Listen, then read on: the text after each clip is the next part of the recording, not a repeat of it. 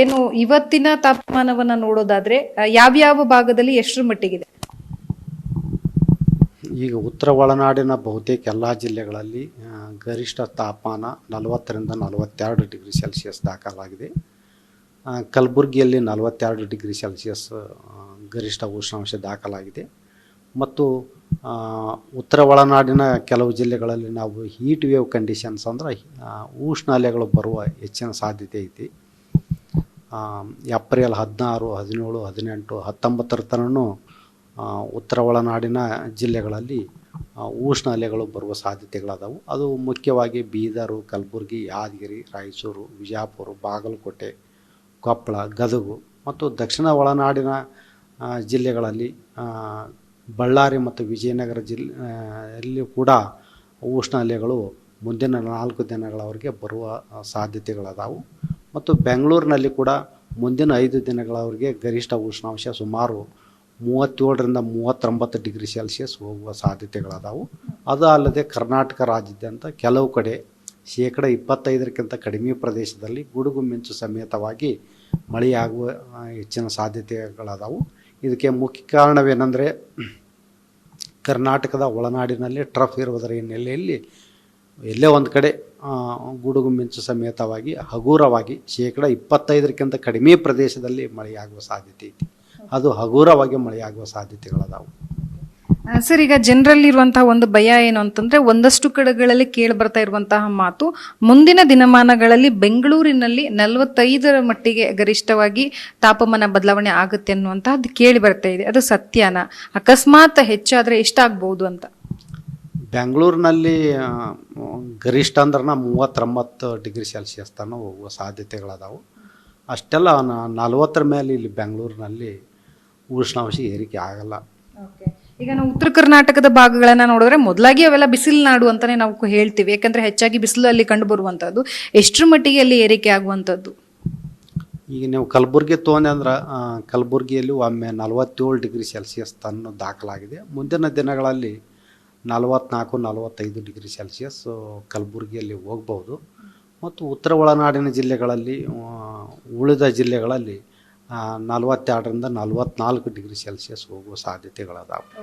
ಈಗ ಮೊನ್ನೆ ನಾವೆಲ್ಲ ಕೇಳಿದ್ವಿ, ಆಲೆಕಲ್ಲು ಮಳೆ ಆಯಿತು ಅಂತ ಹೇಳಿ ನಾವು ನೋಡಿದ್ದೀವಿ ಕೆಲವೊಂದಷ್ಟು ಭಾಗಗಳಲ್ಲಿ. ಅದು ಸತ್ಯನಾ ಸರ್? ಮಳೆ ಆಗಿರೋದು ಸತ್ಯನಾ? ಮಾರ್ಚ್ ತಿಂಗಳಲ್ಲಿ ಆಲೆಕಲ್ಲಿನ ಮಳೆ ಭಾಳ ಕಡೆ ಆಯಿತು. ಅದು ಧಾರವಾಡದ ಕಲಘಟಗಿ, ಬೀದರು, ಶಿವಮೊಗ್ಗ ಮತ್ತು ಇತರ ಭಾಗ, ಬೆಂಗಳೂರಿನಲ್ಲಿ ಕೆಲವು ಕಡೆ ಆಲೆಕಲ್ಲಿನ ಮಳೆ ಆಯಿತು. ಇದು ಸತ್ಯವಾದದ್ದು. ಮತ್ತು ಅದಕ್ಕೆ ಮುಖ್ಯವಾಗಿ ಹ್ಯೂಮಿಡಿಟಿ ಅಂದ್ರೆ ತೇವಾಂಶ ಮತ್ತು ಟೆಂಪ್ರೇಚರ್ ಹೆಚ್ಚಿಗೆ ಇರುವುದು ಮತ್ತು ವಿಂಡ್ ಕನ್ವರ್ಜೆನ್ಸ್ ಝೋನ್ ಇರೋದರ ಹಿನ್ನೆಲೆಯಲ್ಲಿ ಇದು ಎಲ್ಲ ಆಲೆಕಲ್ಲಿನ ಮಳೆ ಆಗಲಿಕ್ಕೆ ಸಾಧ್ಯ ಆಯಿತು.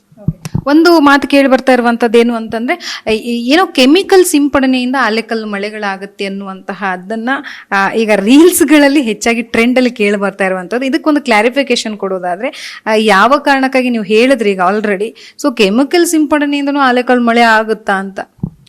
ಈಗ ನಾವು ಇಲ್ಲಿ ಯಾವುದೇ ಕೆಮಿಕಲ್ ಸಿಂಪಡಣೆ ಮಾಡಿಲ್ಲ. ಅದು ನ್ಯಾಚುರಲ್ ಆಗಿ ಇಲ್ಲಿ ನಮ್ಮ ಕರ್ನಾಟಕದಲ್ಲಿ ಮಳೆ ಆದದ್ದು.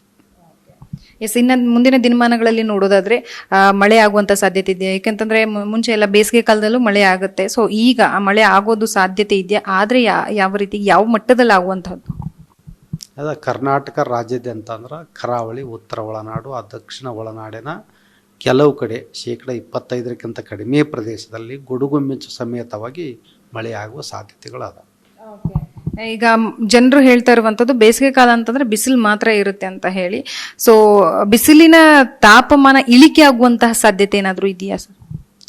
ಅತಿ ಬಿಸಿಲು ಹಾಕುವಂತ ಹೋತಂದ್ರೆ ಭೂಮಿ ಕಾದು ಅಲ್ಲಿ ವಾಯುವಿನ ಒತ್ತಡ ಅಂದ್ರೆ ಕಡಿಮೆ ಆಕ್ಕೊಂತ ಹೋಗುತ್ತೆ. ಅಂದ್ರೆ ಈ ಗಾಳಿ ಬಿಸಿ ಆದಗಳನ್ನ ಹಗುರವಾಗಿ ಇದು ಮೇಲಕ್ಕೆ ಏರುತ್ತೆ. ಈ ಮೇಲಕ್ಕೆ ಏರಿದಾಗ ಅವಾಗ ಒತ್ತಡದ ಪ್ರಮಾಣ ಕಡಿಮೆ ಆಗುತ್ತೆ. ಆವಾಗ ಏನಾಗುತ್ತೆ, ಮೋಡಗಳಾಗಿ ಮತ್ತು ಉಷ್ಣತೆ ಕಡಿಮೆ ಆಗುತ್ತೆ. ಅಂದ್ರೆ ಟೆಂಪ್ರೇಚರ್ ಯಾವಾಗಲೂ ಏರಿಕೆ ಹಾಕ್ಕೊಂತನೂ ಹೋಗಲ್ಲ. ಅದಕ್ಕೊಂದು ಲಿಮಿಟ್ ಇರ್ತೈತಿ. ಅದೊಂದು ಲಿಮಿಟ್ ದಾಟಿತಂದ್ರೆ ಮತ್ತು ಪ್ರೆಷರ್, ವಾತಾವರಣದ ಒತ್ತಡ ಕಡಿಮೆಯಾಗಿ ಮತ್ತು ಮೋಡಗಳಾಗಿ ಈ ರೀತಿ ಆಗುವ ಒಂದು ಇದು ನೈಸರ್ಗಿಕ ನಿಯಮ.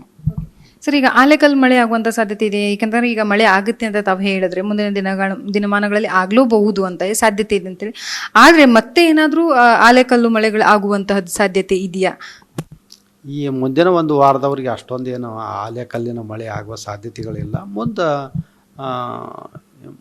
ಮುಂದಿನ ದಿನಗಳಲ್ಲಿ ಆಲೆಕಲ್ಲಿನ ಮಳೆ ಆಗ್ಬಹುದು. ಈಗ ಮೊನ್ನೆ ಆಲೆಕಲ್ಲು ಮಳೆ ಆದಾಗ ಒಂದಷ್ಟು ಪ್ರಮಾಣದಲ್ಲಿ ಆಗುವಂಥದ್ದು ಮುಂಚೆ ಎಲ್ಲ ಇತ್ತು, ಒಂದು 10% ನಾವು ನೋಡ್ತಾ ಇದ್ವಿ. ಒಂದು ರೀತಿಯಲ್ಲಿ ಈಗ ಮೊನ್ನೆ ಆಗಿರುವಂಥದ್ದನ್ನ ನಾವು ನೋಡಿದಾಗ ನಮಗೆ ಸಂಪೂರ್ಣವಾಗಿ ನಾವಿರೋದು ಕರ್ನಾಟಕದಲ್ಲ ಅಥವಾ ಕಾಶ್ಮೀರದಲ್ಲ ಅಂತ ಅನ್ನಿಸ್ತು. ಯಾಕೆ ಅಷ್ಟರ ಮಟ್ಟಿಗೆ ಆ ಪ್ರಮಾಣದಲ್ಲಿ, ಗರಿಷ್ಠ ಪ್ರಮಾಣದಲ್ಲಿ ಆಗಿರುವುದಕ್ಕೆ ಕಾರಣ ಏನು? ಇತ್ತಿತ್ತಲಾಗಿ ಉಷ್ಣಾಂಶನೂ ವಾತಾವರಣದಲ್ಲಿ ಜಾಸ್ತಿ ಆಗಿರೋದು ಮತ್ತು ಅದಕ್ಕೆ ತೇವಾಂಶನೂ ಕೂಡ ಬಂಗಾಳ ಉಪಸಾಗರ ಮತ್ತು ಅರಬ್ಬಿ ಸಮುದ್ರದಲ್ಲಿ ತೇವಾಂಶನೂ ಕೂಡ ಆಯಿತು ಮತ್ತು ಸ್ಟ್ರಾಂಗ್ ಕನ್ವರ್ಜೆನ್ಸ್ ಝೋನ್ ಇರುವುದರಿಂದ ನಮ್ಗೆ ಆಲೆಕಲ್ಲಿನ ಮಳೆ ಆಯಿತು. ನೋಡಿದ್ರಲ್ಲ, ಒಟ್ಟಾರೆಯಾಗಿ ಈಗ ಏನು ಹವಾಮಾನ ಬದಲಾವಣೆಗಳಾಗ್ತಾ ಇದೆ ಅದೆಲ್ಲವೂ ಸಹ ನ್ಯಾಚುರಲ್ ಆಗಿ ಆಗಿರುವಂಥದ್ದು. ಜನರಲ್ಲಿ ಒಂದು ಪ್ರಶ್ನೆ ಇತ್ತು, ಕೆಮಿಕಲ್ ಸಿಂಪಡಣೆಯಿಂದಾಗಿ ಆಲೆಕಲ್ ಮಳೆ ಆಗಿದೆ ಅನ್ನುವಂಥದ್ದು. ಅದು ಖಂಡಿತವಾಗಿಯೂ ಇಲ್ಲ. ಪ್ರಕೃತಿಯ ನಿಯಮ, ಪ್ರಾಕೃತಿಕವಾಗಿ ಆಗಿರುವಂತಹದ್ದು ಆಲೆಕಲ್ಲು ಮಳೆ.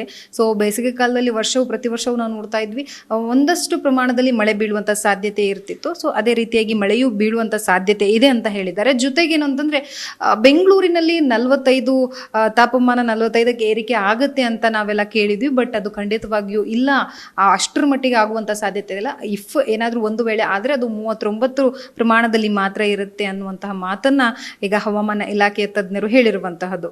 ಕ್ಯಾಮ್ರಾ ಪರ್ಸನ್ ಗುರುರಾಜ್ ಜೊತೆ ಲಕ್ಷ್ಮೀ ಬಾಗಲಕೋಟಿ, ಅಶ್ವವೇಗ ನ್ಯೂಸ್, ಬೆಂಗಳೂರು.